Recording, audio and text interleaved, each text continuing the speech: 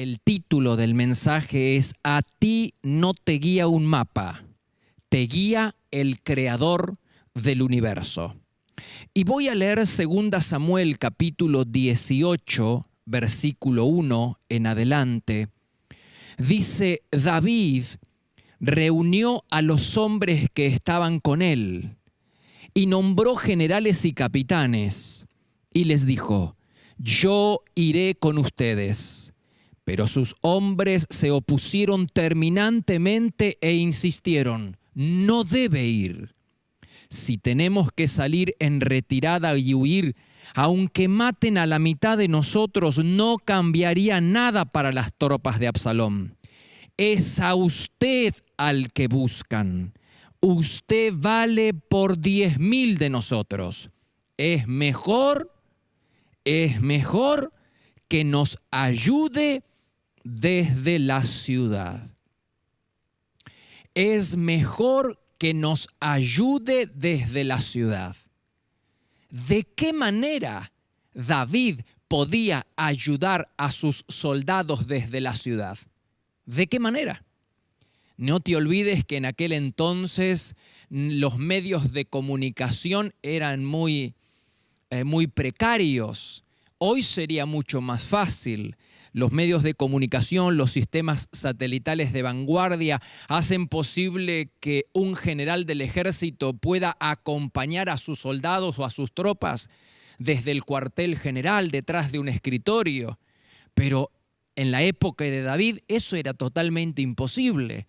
Entonces, ¿cómo podía David ayudar a sus tropas desde la ciudad?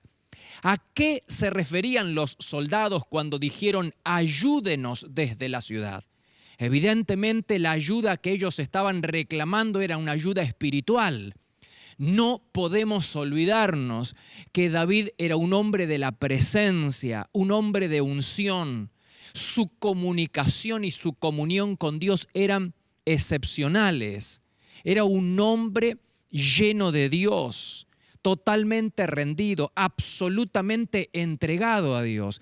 Nadie, absolutamente nadie podría haberlos ayudado mejor que su líder David. David tenía línea directa con el cielo. El hombre luz de Israel podía guiar los caminos de su tropa intercediendo por ellos delante de Dios. Cuando los soldados le exigen a David para que David se quede en Jerusalén, es para que él se quede en el lugar secreto, para que él intercediera delante de él por ellos. Esos hombres valoraban la oración de su líder. Esos hombres estaban plenamente conscientes que David era de mayor utilidad quedándose en la ciudad de Jerusalén que saliendo al campo de batalla. Allí les podía ayudar mucho más. Y eso es lo que sucedió. Sin embargo, nosotros valoramos muy poco. Esa es la clase de ayuda que menos valoramos. Cuando alguien dice que está orando o que va a orar para nosotros, no lo tomamos muy en cuenta. Sin embargo, David se quedó en Jerusalén para interceder por sus tropas. Y según ellos, David no podía ayudarlos mejor que intercediendo delante de Dios. Los grandes hombres de Dios conocen el valor de la oración. Los grandes hombres de Dios valoran que otros oren por ellos. Y si no, mire a Pablo. Pablo, sí, aquel que subió al tercer cielo, aquel a quien Jesucristo mismo se le presentó en persona, aquel que tenía revelaciones extraordinarias como no tuvo ningún otro apóstol. Sí, ese hombre en cada oportunidad que tenía pedía que oraran por él. En cada carta que escribía a cada iglesia diferente, él les pedía que oraran por él. Por ejemplo, 2 Corintios, capítulo 1, versículo 11. Dice, por favor, Pablo, por favor, ayúdennos orando por nosotros. Efesios capítulo 6, versículo 19. Y oren también por mí, pide Pablo, Pidan en oración que yo siga hablando de Él con valentía, como debo hacerlo. Colosenses capítulo 4, versículo 3. Oren también por nosotros, para que Dios nos dé muchas oportunidades para hablar de su misterioso plan acerca de Cristo. Vayamos a Romanos capítulo 15, versículo 30. Yo les ruego, hermanos míos, que oren mucho a Dios por mí. Vayamos a Tesalonicenses, Primera Tesalonicenses capítulo 5, versículo 25. Hermanos, oren también por nosotros. Y son solo algunos textos bíblicos que he escogido, pero usted va a ver que a cada iglesia, en cada carta que Pablo está escribiendo, está pidiendo que oren por él. Tengamos mucho cuidado con desmerecer las oraciones de nuestros líderes espirituales. Nosotros tenemos bien en poco que otros oren por nosotros, pero estos hombres de Dios, estos soldados sabían que su líder David era de mayor utilidad quedándose en la carpa del encuentro, en el lugar secreto, que saliendo al campo de batalla. Estos hombres valoraban que su líder orara por ellos e intercediera delante de Dios por ellos. Tengamos mucho cuidado de desmerecer el trabajo espiritual y las oraciones, las intercesiones que nuestros líderes espirituales hacen por cada uno de nosotros. ¿Qué otra cosa crees que ellos podrían hacer mejor por ti? ¿Qué otra cosa crees que tus líderes podrían hacer mejor por ti que orar, que presentar tu vida, que presentar tu familia, que presentar tu ministerio delante del Señor? Ahora, eso sí, el hecho de que Pablo pidiera permanentemente que oraran por él no lo hacía un perezoso espiritual. Él estaba totalmente comprometido, diría yo, comprometidísimo con su crecimiento espiritual. Y nosotros deberíamos seguir su ejemplo. Se terminan los días de vagancia espiritual, esperando que los demás asuman la responsabilidad que nos toca a cada uno de nosotros delante de Dios. Se terminan los días en donde oren por mí, claro que vamos a orar por ti, pero ¿qué estás haciendo tú? ¿Qué estamos haciendo nosotros por nuestra propia vida y qué estamos haciendo nosotros por nuestra propia familia? Es que yo estoy de shopping. No, así no funciona la cosa. Llegan tiempos donde tenemos que clavar rodillas y tenemos que asumir la responsabilidad, involucrarnos en el proceso. Llega el momento donde tenemos que orar, clamar, ayunar, comprometernos con nuestra vida espiritual y comprometernos con nuestra familia y con nuestro trabajo y ministerio. Es hora de clavar rodillas, es hora de que nuestra frente toque el piso como lo hacía Moisés por cada necesidad de su pueblo, y es hora de que nuestra frente toque el piso como lo hacían los grandes hombres de Dios. Tenemos que comprometernos con nuestra vida espiritual. Hay personas muy cómodas que buscan soluciones rápidas al menor costo posible, quieren caminar sobre las aguas, pero esperan que otros las saquen del bote. No hay ángeles, mi hermano, no hay ángeles que nos puedan transportar a la presencia de Dios.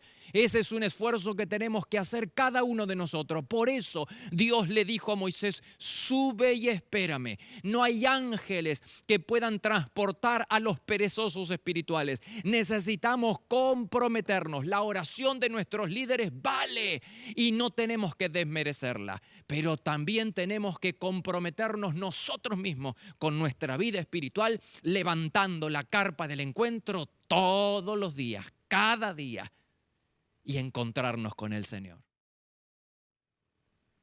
David era más útil en el lugar secreto que en el campo de batalla. Qué devaluado está hoy el lugar secreto. Qué devaluado está. Subestimamos la oración, subestimamos los tiempos de encuentros con Dios. Subestimamos de tal manera que sustituimos esos tiempos de encuentros con Dios, de clamor y de intercesión, por actividad, por trabajo. preferimos la actividad antes que encontrarnos con Dios. Nuestro trabajo es espiritual. De una vez por todas tenemos que entenderlo, que nuestro trabajo es espiritual y que necesitamos recursos espirituales, que nuestro enemigo es espiritual y que los recursos humanos no van a alcanzar para debilitar a nuestro enemigo. Necesitamos recursos espirituales. Por eso los hombres de Dios valoran el lugar secreto. Los hombres de Dios se detienen, se demoran en el lugar secreto antes que hacer. Pero nos cuesta creer que podemos ser efectivos y productivos demorándonos en el lugar secreto. Nos cuesta creer que si pasamos tiempo con Dios en el lugar secreto podemos ser productivos. Entonces la lógica nos dice que tenemos que hacer, que tenemos que trabajar y hacemos, pero con muy poco resultado. Los resultados son lamentables y paupérrimos. Estamos agotados y cansados de tanto esfuerzo y trabajar. Y no somos productivos como quisiéramos. Nos cuesta creer que demorándonos en el lugar secreto vamos a ser más efectivos y productivos. Por eso sustituimos los tiempos de intimidad, los tiempos de intercesión y de clamor por la actividad y la actividad religiosa. Los hombres de Dios permanecen escondidos con Dios antes de hacer. No estoy sugiriendo la pereza y no estoy sugiriendo de que no tenemos que trabajar y no tenemos que esforzarnos. Lo que estoy sugiriendo es que el trabajo, la actividad, tiene que ser el resultado de la comunión. Se deriva de la comunión. Primero es el encuentro con Dios, porque los grandes hombres de Dios saben que ahí en el lugar secreto es donde ellos tienen las fuerzas necesarias para enfrentar a su gigante, donde reciben la dirección y la sabiduría del cielo para enfrentarse en la vida. Es allí ellos se demoran. Los hombres de Dios valoran este tiempo, valoran el lugar secreto y se demoran todo el tiempo que sea necesario antes de hacer. Y lo que hacen es el resultado de lo que ha sucedido en la carpa del encuentro. Los líderes, ni qué hablar. Si demorarse en el lugar secreto es vital para todo el mundo, más aún lo es para los líderes. Más aún lo es para los líderes. Los líderes son decisivos en la carpa del encuentro, son decisivos en el lugar secreto. Son más útiles los líderes, y no hablo solamente de líderes religiosos porque la gente dice este traje no me cabe. Porque como no tienen ninguna posición de liderazgo en la iglesia, dice esto a mí no me cabe.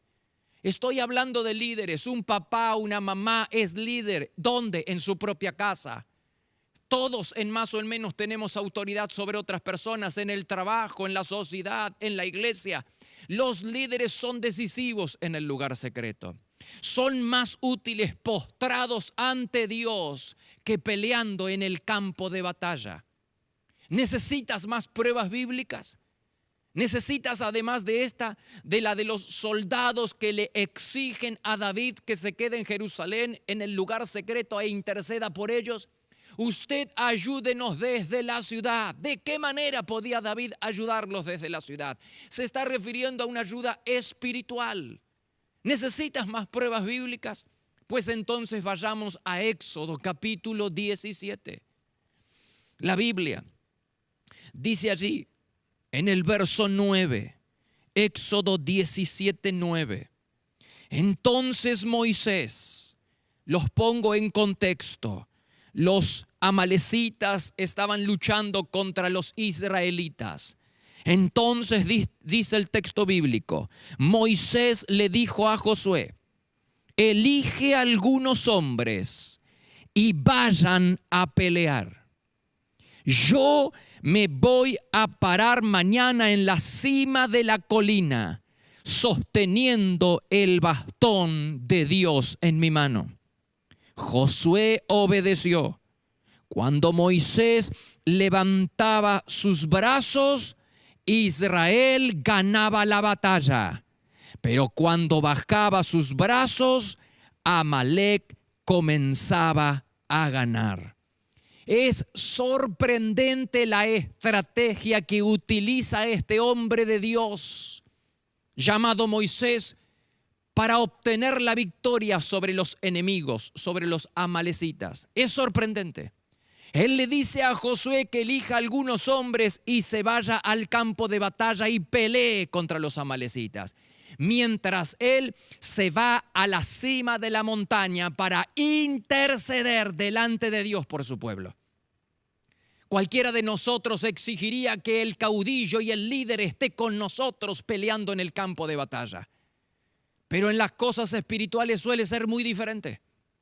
Él sabe que esta estrategia sabe que es una guerra espiritual y sabe que necesita recursos espirituales. Y él escoge como estrategia para enfrentarse al enemigo, subir a la colina, a la cima de la montaña e interceder delante de Dios. Y dice que cada vez que subía sus brazos al cielo, su pueblo prevalecía contra los amalecitas. Sus brazos levantados al cielo es una ilustración, una representación de su conexión, de su intercesión con Dios. Cuando él prevalecía delante de Dios, su pueblo prevalecía frente al enemigo. Pero cuando él se debilitaba y los brazos se caían, se debilitaba en su relación y en su intercesión con Dios, dice que también se debilitaba su pueblo. Mientras él prevalecía en intercesión delante de Dios, su pueblo iba ganando. Pero cuando él se debilitaba en su intercesión delante de Dios, su pueblo perdía fuerzas y comenzaba a perder. Y así fue utilizando esta estrategia que Moisés y su pueblo lograron la victoria. La victoria de Israel no se debió tanto a los esfuerzos denodados de sus soldados. Por el amor de Dios, tenemos que entenderlo. Tenemos que entenderlo. Sino a la oración de su caudillo Moisés. Es muy gráfico el texto. Está muy claro. Cuando él prevalecía, cuando sus manos estaban bien en alto y prevalecía delante de Dios, el pueblo ganaba la batalla. Y así sucede con nosotros. Mientras estemos conectados con Dios, mientras nuestro espíritu esté conectado al Espíritu de Dios y mientras prevalezcamos en ese bendito lugar que se llama carpa del encuentro, lugar secreto, entonces los enemigos no tendrán ninguna posibilidad contigo. Es ahí donde se ganan las batallas espirituales. La victoria de Israel, insisto, no se debió al esfuerzo denodado de los soldados, sino a la oración de su caudillo Moisés.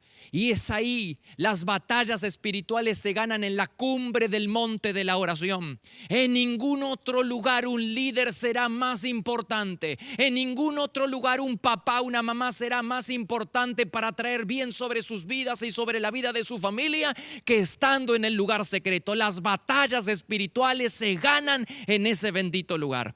Ninguna otra cosa puede ser más importante. Y en ningún otro lugar estará más seguro que allí en el lugar secreto. Los principales dirigentes de la iglesia primitiva entendieron este principio espiritual. Este principio espiritual tan claro para los soldados de David. Quédese en Jerusalén y ayúdenos desde allí. ¿Desde dónde? Desde el lugar secreto, intercediendo delante de Dios por nuestras vidas. Este principio espiritual tan bien entendido por Moisés, que lo usó como estrategia para enfrentarse al enemigo. Esto de subir a la cumbre del monte de la oración. Este principio espiritual fue bien entendido también por los principales líderes religiosos cristianos de la primera iglesia. Ellos lo entendieron muy bien. Cuando la iglesia comenzó a crecer de manera explosiva, ellos se reunieron, los apóstoles, los principales líderes, se reunieron y llegaron a un acuerdo, tomaron una decisión. ¿Cuál fue esa decisión? De la de prevalecer en oración. ¿Quieres verlo? Hechos capítulo 6, versículo 4. Dice nosotros, los líderes, está hablando Pedro, en representación de los demás apóstoles, nosotros, Hechos 6:4, nosotros persistiremos en la oración. ¿Y cuál fue el resultado de haber utilizado como estrategia el lugar secreto? En lugar de estar tanto tiempo en el campo de batalla, ellos escogieron prevalecer delante de Dios. ¿Y cuál fue el resultado? Ciudades barridas por completo y miles de convertidos por haber escogido esta estrategia. Por ejemplo, cuando Pedro fue a predicar a la ciudad de Lida, dice que había un hombre que se llamaba Eneas que fue sanado. Y a raíz de esa sanidad toda la ciudad se convirtió al Señor. Dice Hechos capítulo 9, versículo 35.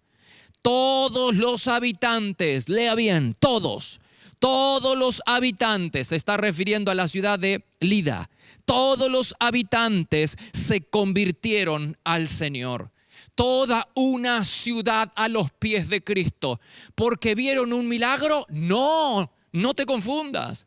No fue la sanidad de una persona la que convirtió, la que trajo la conversión de toda una ciudad, sino la manifestación del Espíritu Santo, producto de la oración, pero no solo de los líderes, sino de toda la iglesia primitiva. Ellos entendieron bien este principio, que mientras uno pueda prevalecer delante de Dios en la carpa del encuentro o en el lugar secreto, vamos a prevalecer delante de nuestros enemigos. No hay posibilidades de que tus enemigos ganen una batalla contra ti. ¿Me entendiste? No hay posibilidades. Tus enemigos no tienen posibilidades contigo. Mientras estés prevaleciendo en el lugar secreto, en la carpa del encuentro, tus enemigos, quien quiera que sean, no tienen posibilidades contigo, como tampoco tuvieron posibilidades con ellos. Repasemos. ¿En qué lugar fue más útil David? ¿En el campo de batalla peleando con sus soldados o en el lugar secreto en Jerusalén? Sus propios soldados le dijeron: usted se va a quedar en Jerusalén y va a interceder por nosotros. ¿Dónde ganó Israel la batalla contra Amalek? ¿No fue en la cumbre del monte de la oración? ¿Y cuál fue el secreto del explosivo crecimiento de la iglesia primitiva? ¿No fue el aposento alto? Claro que sí, el mismo principio espiritual en el Antiguo y en el Nuevo Testamento. El mismo principio espiritual, y el diablo lo sabe. El diablo sabe perfectamente cómo funciona este principio espiritual. Por eso tiene toda su artillería contra tu vida y contra la mía. Toda su artillería para sacarnos del lugar secreto y llevarnos al campo de batalla. Por el amor de Dios, si pudiéramos entender esto. El diablo se ha esforzado, tiene todos sus cañones, tiene toda su mira puesta en nosotros para sacarnos del lugar secreto y llevarnos al campo de batalla. ¿Y para qué? Para cansarnos, para agotarnos, para desgastarnos. El enemigo sabe que un líder o cualquier creyente que está cansado y agotado es una presa fácil. El enemigo va a hacer todo lo posible para que creas que no se puede ser efectivo ni productivo demorándose en el lugar secreto. Te va a convencer que tenemos que hacer. Cuando el principio bíblico dice primero demorarse en el lugar secreto para luego hacer.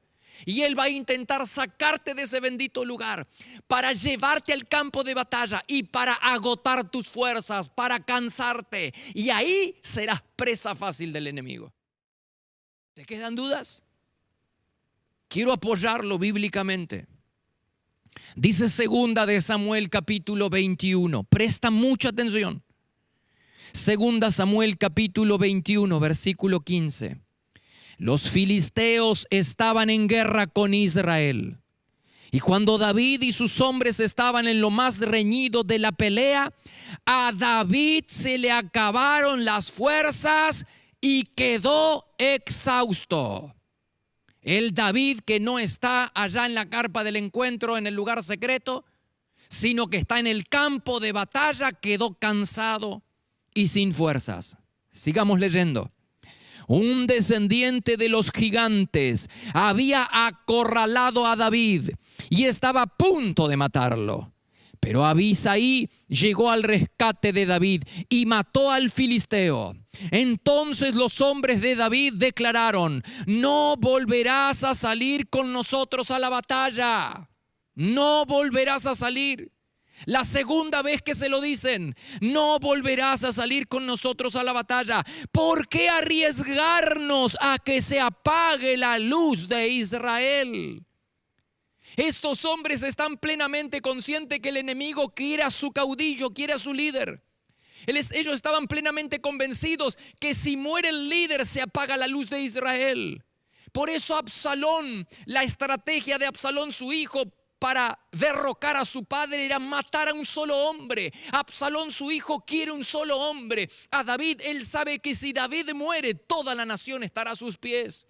Por eso los hombres de Dios, los allegados de David, le dicen: usted no va a salir más a la batalla. Se va a quedar en Jerusalén, se va a quedar en el lugar secreto y desde ahí nos va a ayudar. Ellos no quisieron arriesgar a su líder porque sabían que su líder tenía conexión directa con Dios y que su líder prevalecía en oración delante del Señor. Lo más significativo es que Absalón, este plan de Aitofel, que era el consejero de Absalón, era bueno. El mismo Dios reconoce que este plan de Aitofel era un consejero de David. Este fue el que le aconsejó a Absalón, un consejero de Absalón. Había sido consejero de David, ahora es consejero de Absalón. Y le había aconsejado que iba a tomar 1000 hombres y que iba a ir a la batalla, iba a desgastar a David y lo iba a matar, iba a traer toda la nación a los pies de Absalón. Y según Dios era bueno, pero Dios frustró el consejo de Aitofel. Dice 2 Samuel capítulo 17 verso 14.